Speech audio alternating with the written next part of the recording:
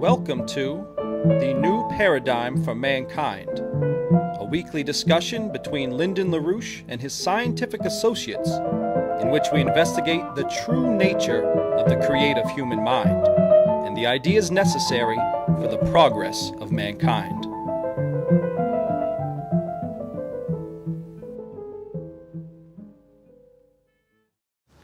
So what I'd like to present today is another view of what's become known as the second triad. This is a concept which Mr. LaRouche has developed in a number of his writings. The first triad being this relationship between Nicholas of Cusa, Filippo Brunelleschi, and Johannes Kepler, which represent a certain paradigm in science and a real revolution in science, which then there was a bridge from that triad through people like Leibniz and Riemann into this second triad, which is the triad of Albert Einstein, Max Planck, and Vladimir Vernadsky. So what I'd like to do today is to give a different view of this second triad, or a different angle in understanding what they were presenting and what the fight was which they represented. In previous episodes, we've developed certain aspects of that. This will be a different one, and there will be many other machinations of this because there's just too much to present in any kind of 1 hour format. So what I'd like to do is first set the table on what exactly the fight was which this second triad was up against, and their acknowledgement of exactly what the times were in which they were operating and what the nature of the fight was which they were engaged in. And you'll see, so I'm going to do this through a series of quotes primarily, so you'll get from their own writings exactly what their thoughts were and how they were approaching it. So I'd like to first start with a quote from someone who's not part of that triad, Erwin Schrödinger, but who is someone who at times was a real defender of Planck, of Einstein, against the positivists, against those who would try to reduce all of science down to a mathematical formula, to statistics, who denied principle, and who denied that there were real knowable physical causes behind processes in the universe, particularly at the quantum level. Now, just as a footnote, Schrödinger didn't always operate in that direction. At times, he did come under the sway of people like Bohr and the so-called Copenhagen gang, who at times had sort of beaten him into submission. And he also wrote a pretty bad paper on life, called What is Life? And I can tell you he had no idea what life is. Putting that aside, he did have some insight into what the fight was and where to locate what the fight was historically. So I'd like to just use a quote from him from a paper he wrote called Are There Quantum Jumps? Now the paper itself is interesting from the scientific side of what he's presenting because he's in a sense challenging the naive notion of continuity of space and time. And he really himself does, whether he's fully conscious of it or not, does hearken back to the kind of idea that Leibniz is putting forward in what's known as the motion dialogue, Leibniz's motion dialogue, where Leibniz really does himself also challenges this idea of a naive conception of continuity of space and time, absolute space, absolute time, absolute continuity. So Schrödinger challenges that and presents an argument very similar to the argument Leibniz presents there. But what's interesting for today's discussion is how he starts that, which I think situates the fight as it was at that time. So this is written in 1952, and that date is relevant, particularly for those who've been following Mr. LaRouche's recent writings with his emphasis on what occurred in the period around 1900, which is the period in which Hilbert, under the influence of what Mr. LaRouche has called the most evil man of the 20th century, Bertrand Russell, Hilbert, under Russell's influence, launched this attack on science and basically tried to force science into a box which said, truth is unknowable, all you have is mathematics. All you basically have are the shadows of sense perception and your ability to categorize and use statistics and whatnot of those shadows. But reality is unknowable, principle is unknowable, and the human mind is, in a sense, blocked off from truth. So here's what Schrödinger says in the opening of this paper. He says, "Physical science incurs at present, so I believe, the grave danger of getting severed from its historical background. The innovations of thought in the last 50 years, namely going back to 1900, great and momentous and unavoidable as they were, are usually overrated compared with those of the preceding century." And he goes on, "Along with this disregard for historical linkage, there's a tendency to forget that all science is bound up with human culture in general, and that scientific findings, even those which at the moment appear the most advanced and esoteric and difficult to grasp, are meaningless outside of their cultural context."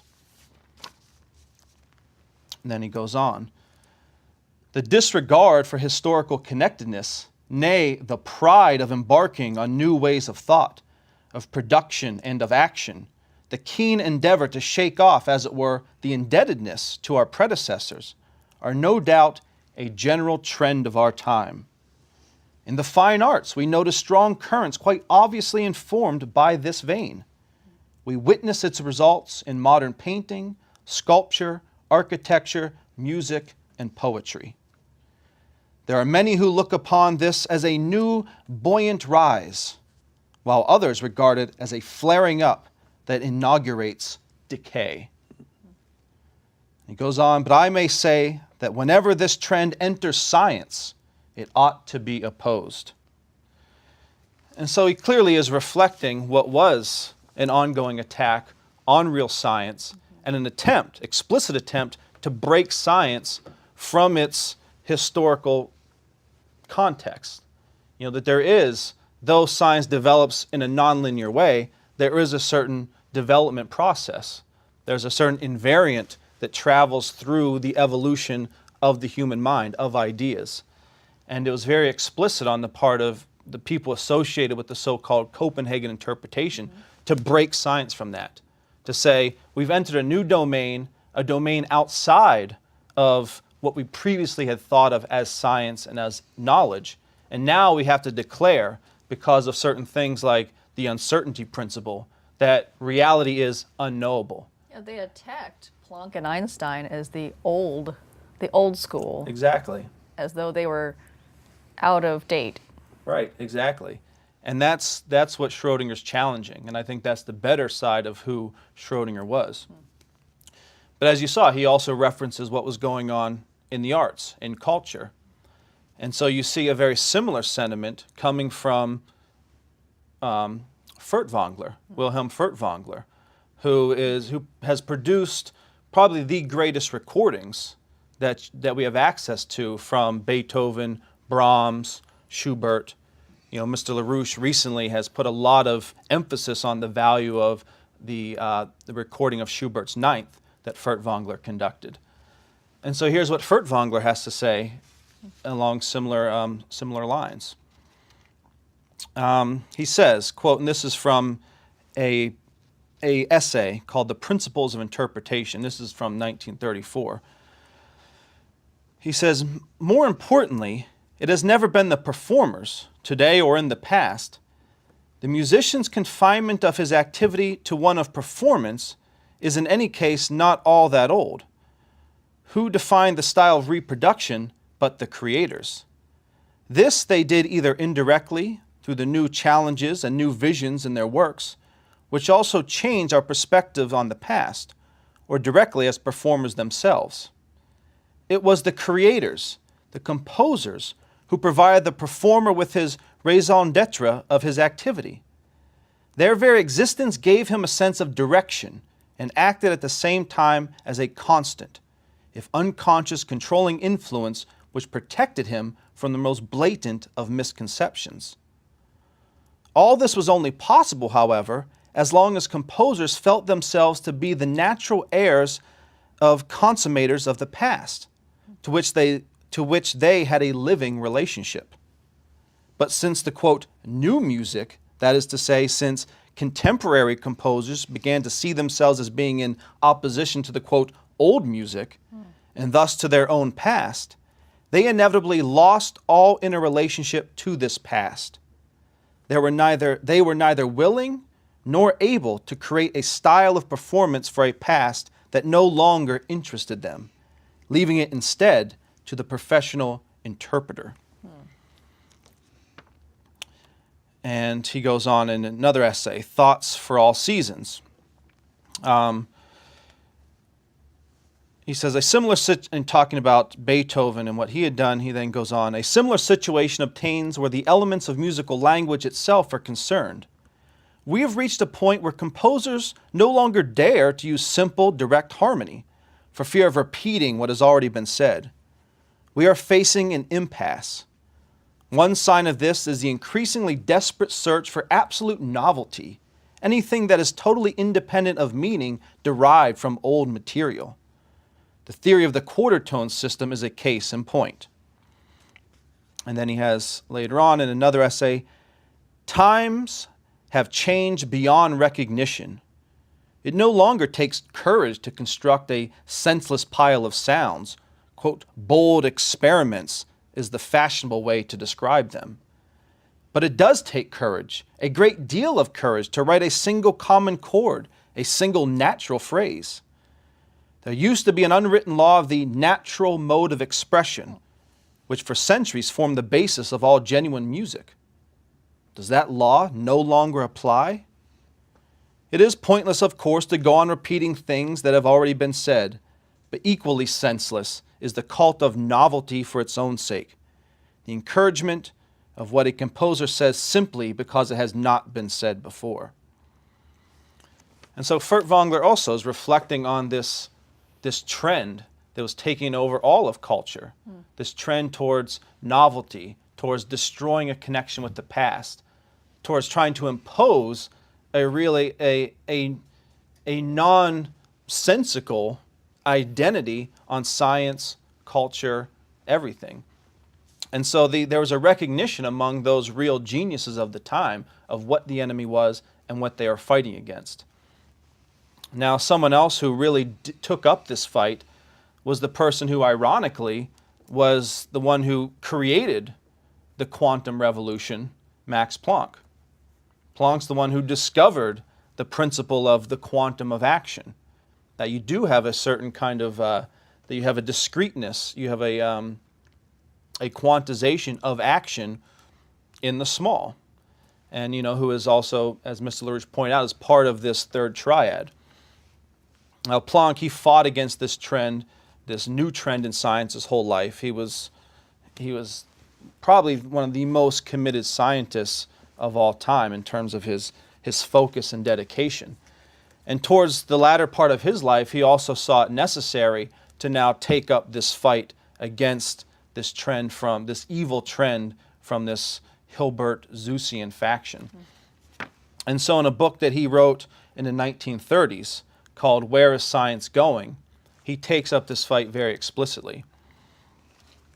And you'll see he expresses very similar sentiments to what we just heard.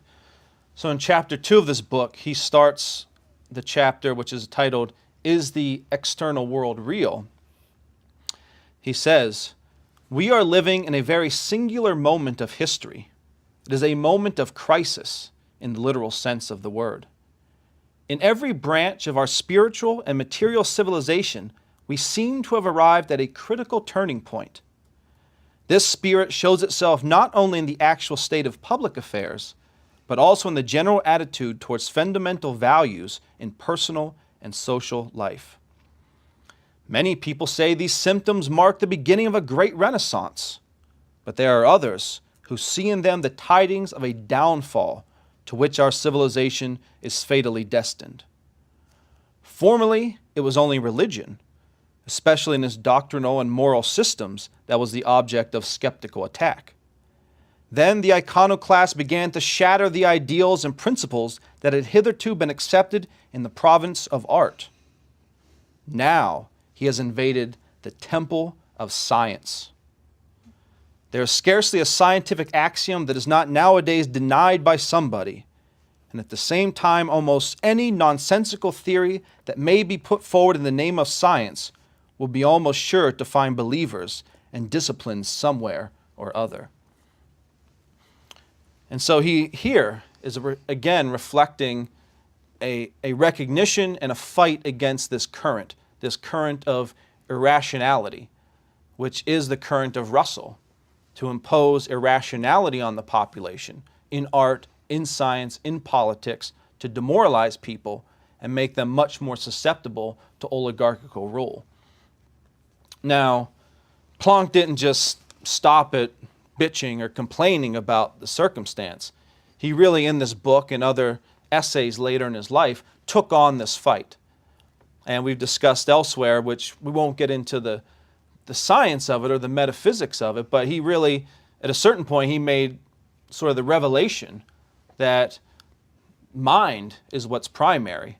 He got to the idea that though he is someone who studied matter his whole life, physics, that he had to come to the understanding that what's most primary is mind, is the creative human mind.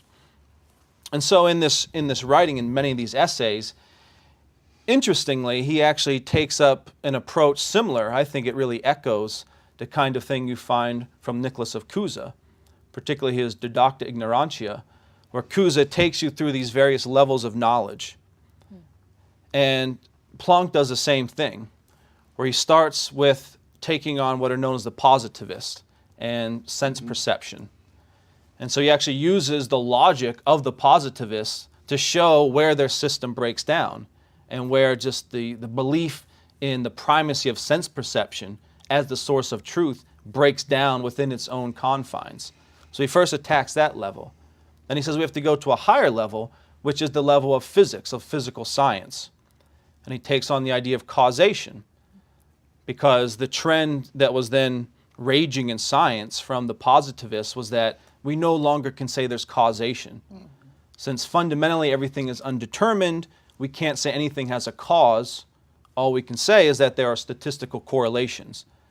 A is more likely to happen than B based off of a statistical interpretation.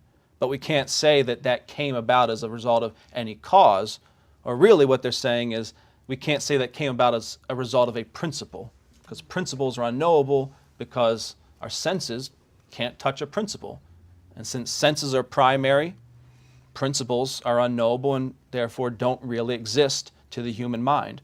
So he takes that and he goes to the second level and shows why you have to have this idea of causation, why science has proven, demonstrated that physical principle is what's primary in science, causation. But then he says that runs into a certain limit. Whenever you get into the question of the human being, of free will, you can't locate free will and the actions of the human being simply from the standpoint of causation, in the sense of looking at the unfolding of a process and saying, okay, human action or human evolution is the result of an evolution from the past. He says you have to go to the domain of metaphysics, which is above and outside of that lower domain of physical science, of even just reason. And so, similar to Cusa, he then goes to this higher notion of the creator, of this connection between the unique connection of the human being to the creator, what he discusses the metaphysical domain. And let's read the paragraph, the way he ends this chapter 3. He kind of summarizes it a bit. Where he says, we started on the territory of a special science and have dealt with a series of problems that are of a purely physical character. But these have led us from the world of mere sense perception to the real metaphysical world. And this world faces us with the impossibility of knowing it directly. It is a land of mystery. It is a world whose nature cannot be comprehended by our human powers of mental conception. But we can perceive its harmony and beauty as we struggle towards an understanding of it. And here, on the threshold of this metaphysical world, we have been brought face to face with the highest question of all, that of the freedom of the human will. It is a question which each one must meditate upon for himself, if he thinks at all seriously on what the meaning of this life may be. And so he gets to that problem. He says there's clearly, as he acknowledged elsewhere, though mind is primary, when we get to this question of mind, of the unique human will, we can no longer deal with it in our typical mode of physical science. We have to go somewhere higher. We have to go into the metaphysical domain. Now, for Planck, it still remains very much a question. He wrestles with it in various chapters throughout this book. He keeps coming back to that question, wrestling with it, knowing that there's a problem in the way it's being approached, knowing that there's a way to get at it, but he's still wrestling. Now, I think this then is where Vernadsky has an advantage. Because where Planck, Einstein, and others, though profound thinkers, and though very much informed by real classical art, I mean, as we've discussed elsewhere, Einstein, there's the whole discussion of Einstein and his violin, the fact that Einstein said he thought in music, that when he wanted to get insight into a physical problem, he went and played his violin. So he was connected to it, but the domain of science which he investigated was very much an abiotic domain. And so he was always dealing with and wrestling with what might be considered as abiotic processes, similar to Planck. He's dealing with electromagnetism, he's dealing with things on the quantum scale. But where they never really took their investigation explicitly was into the domain of life. And whenever someone like Schrodinger did, he totally failed. Not to say that Planck and Einstein would have failed in the same way, but they never really just went there. That wasn't their domain. That was Vernadsky's domain. And I think that's what gave Vernadsky a certain advantage, because it's a domain which is much more, when approached honestly and rigorously, is open to expression of very different ideas of things like space and time. Right? The space of living action is very different than the general space of non-living action. And this is expressed in what Vernadsky looked at as the principles developed by Pasteur and then Curie of dissymmetry, that life always expresses a spatial characteristic of dissymmetry. It has a kind of directionality to it. And as we've discussed before, also he was groping at this idea of Riemann, of the difference between a Riemannian space, what he discussed as a curved space, a space of change, as opposed to a simple Euclidean space, a flat space, a symmetrical space. And so life lent itself to an expression of a very different kind of space. It also lent itself to a very different kind of time, right? Not the time of the reversible, non-directional time of entropy, but a very different time, a directional time, an anti-entropic time. And just to give you a sense of that from Vernadsky, this is from his paper, Problems of Biogeochemistry 2, which also can be found on our website, on the 21st Century site. And here he does this, at a certain point, he does this kind of breakdown of the difference between living and non-living processes. And he shows in different conditions, under different circumstances, what the differences are. As to what we would consider time and entropy, so with inert natural bodies, one of his categories, he says, all natural processes in the domain of natural inert bodies, with the exception of radioactivity, reduce the free energy of the biosphere. Physiochemical processes are reversible. In this way, the free energy of the biosphere is diminished and its entropy is increased. But when we look at this from the standpoint of living natural bodies, he says, natural processes of living matter, as reflected in the biosphere, increase the free energy of the biosphere, that is, decrease its entropy. As a result of that process, the free energy of the biosphere increases, thus showing the fundamental importance of living matter in the structure of the biosphere and thereby the planet.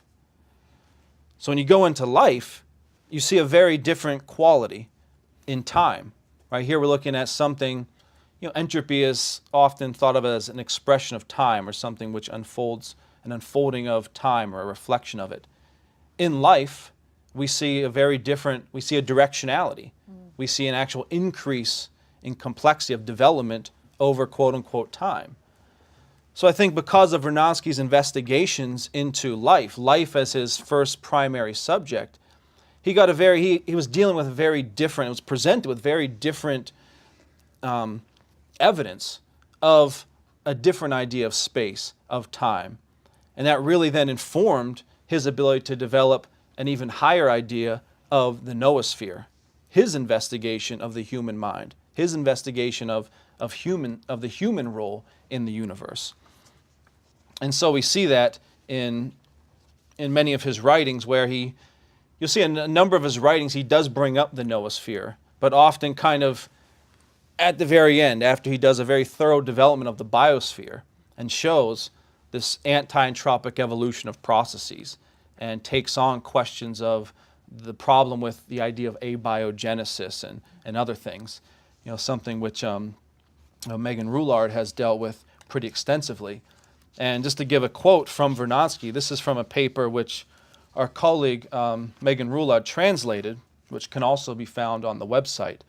This is a paper called On the Conditions of the Appearance of Life on Earth, where he really takes on this idea of abiogenesis, says what is the nature of life on the planet, and comes to some very interesting ideas about the fact that you couldn't have just a organism pop up on Earth, that life in its essence has a sort of symbiotic nature to it, that life emerges as a process in the biosphere, that life can't exist independent of the biosphere, and that life is never found as just a living form. You don't just find a living thing. You always find a living domain. It exists as a domain. But within that, he also does make reference to the noosphere, to man.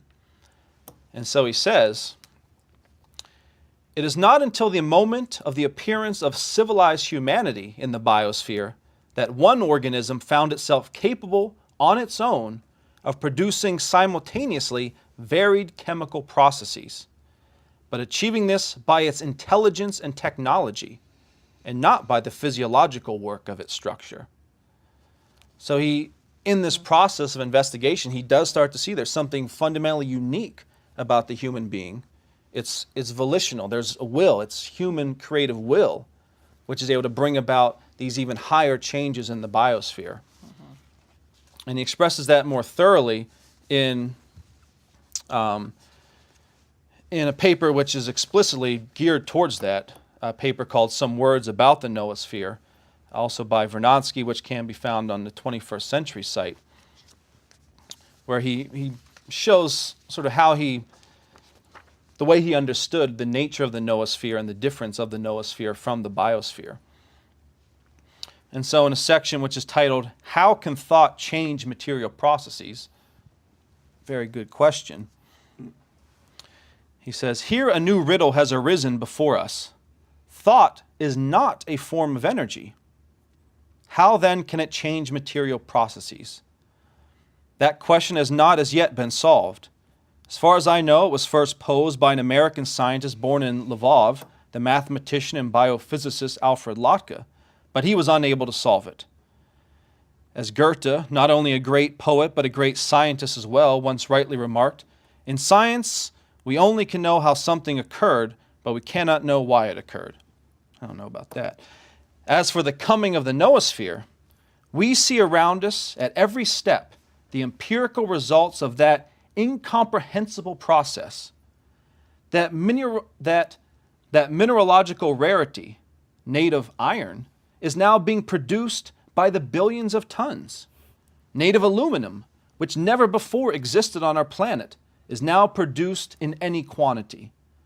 The same is true with regard to the countless number of artificial chemical combinations, biogenic cultural minerals newly created on our planet. The number of such artificial minerals is constantly increasing.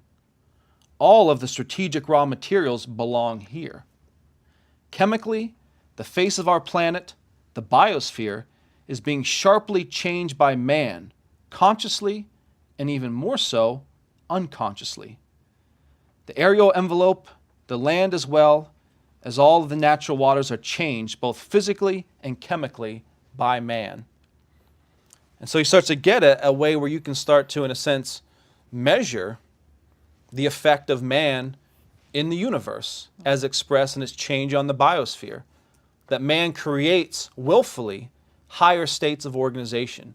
He's able to create new concentrations of materials, to create processes which were literally impossible simply under the influence of life, which now occur under the willful direction of man.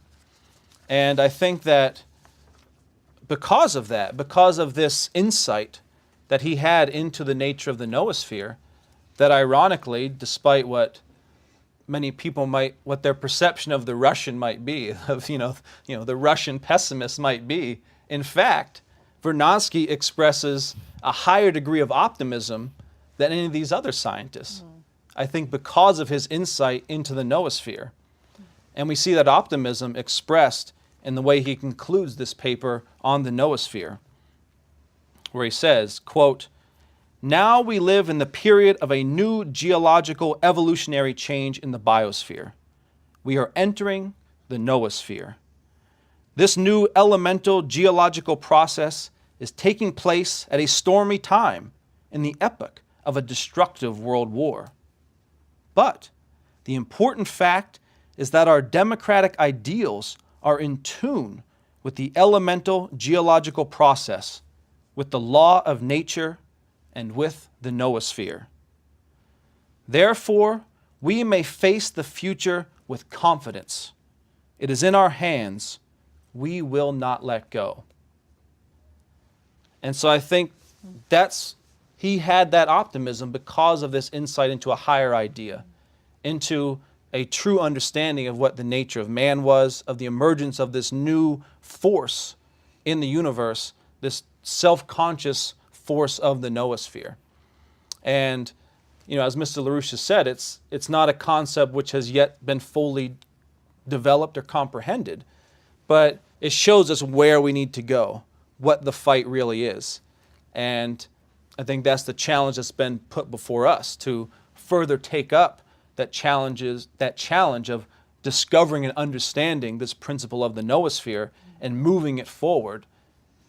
But obviously, that requires taking up this immediate political fight that we started with, that there are great challenges to the noosphere now by the forces of Zeus, of Satan, what have you, as embodied in this empire, as embodied in their lackey, their dupe, Obama, and what he presents as a real existential threat to all of civilization.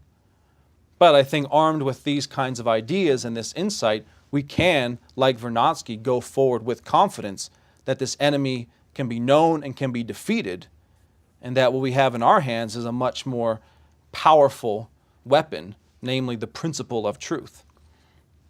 So I'll leave it at that, and we can open up for some discussion or any other comments.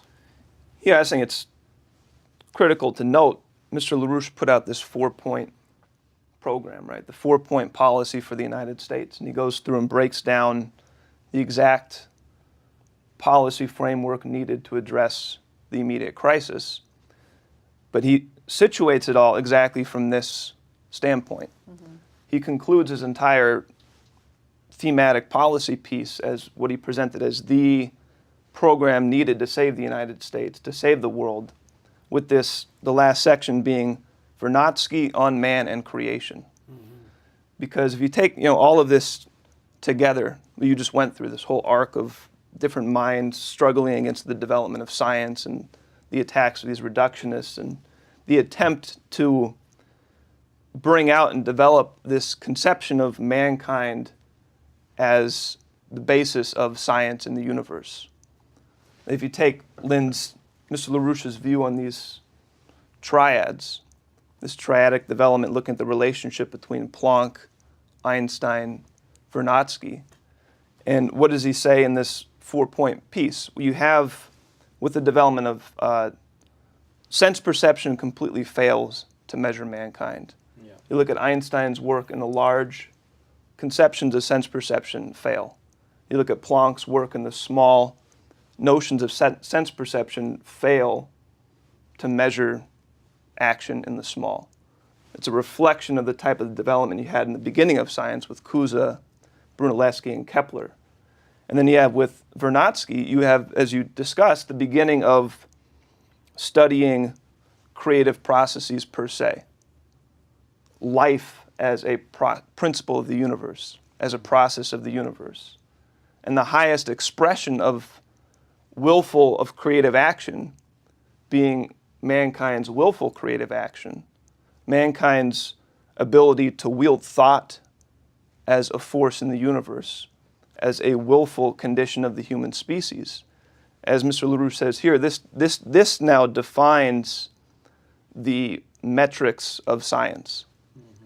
That we're poised to completely shatter from the idea that we need to measure science and mankind's relationship to the universe from the standpoint of simple sense perceptual notions, from this whole reductionist framework, from the second law of thermodynamics, this whole reductionist paradigm, and put up front and center as a scientific principle the idea that mankind expresses the highest form of action in the universe that we know of, and therefore basing policy, the relations among nations, the economic, political, strategic policy must be subsumed under a new, positive, scientifically defined conception that we saw these people struggling with, Einstein, Planck, Vernadsky, struggling with defining a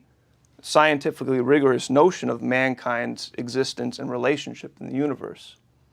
And now that needs, as Mr. LaRouche puts it clearly in his policy perspective, this needs to become the basis of the policy for the recovery program.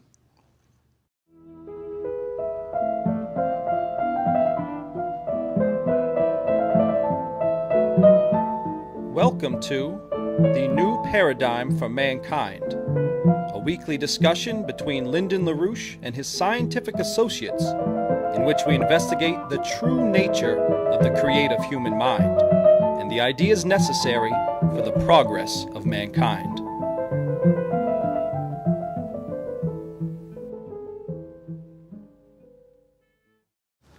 So what I'd like to present today is another view of what's become known as the second triad. This is a concept which Mr. LaRouche has developed in a number of his writings.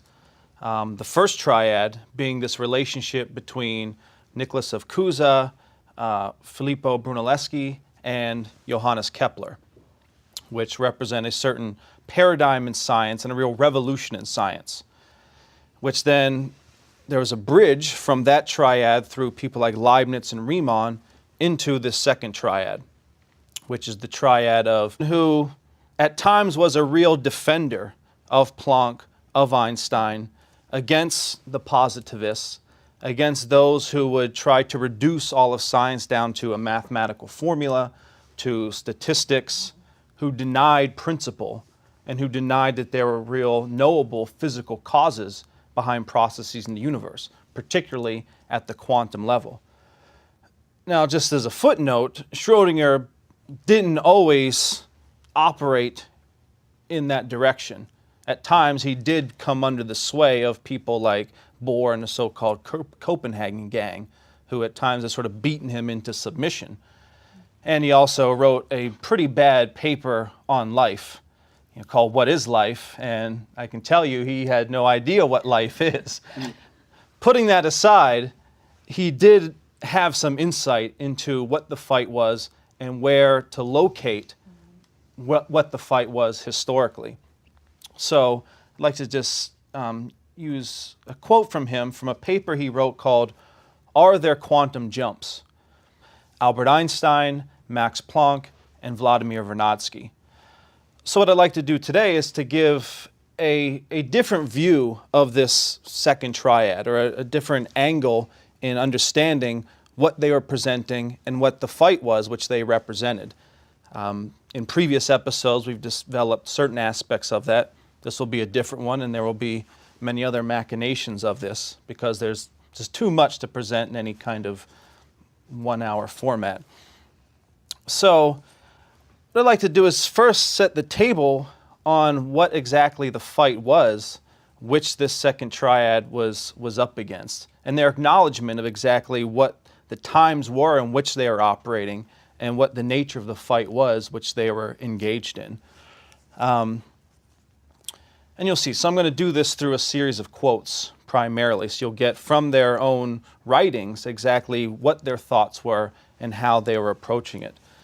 So I'd like to first start with a quote from someone who's not part of that triad, Erwin Schrödinger, but who is someone of what Mr. LaRouche has called the most evil man of the 20th century, Bertrand Russell.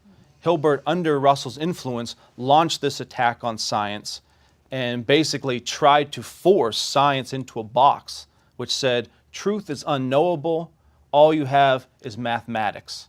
All you basically have are the shadows of sense perception and your ability to categorize and use statistics and whatnot of those shadows. But reality is unknowable, principle is unknowable, and the human mind is, in a sense, blocked off from truth.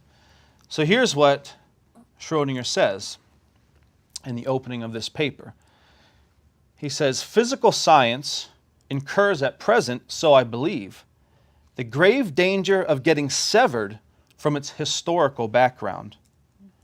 The innovations of thought in the last 50 years, namely going back to 1900, great and momentous and unavoidable as they were, are usually overrated compared with those of the preceding century. Now, the paper itself is interesting from the scientific side of what he's presenting, because he's, in a sense, challenging the naive notion of continuity of space and time.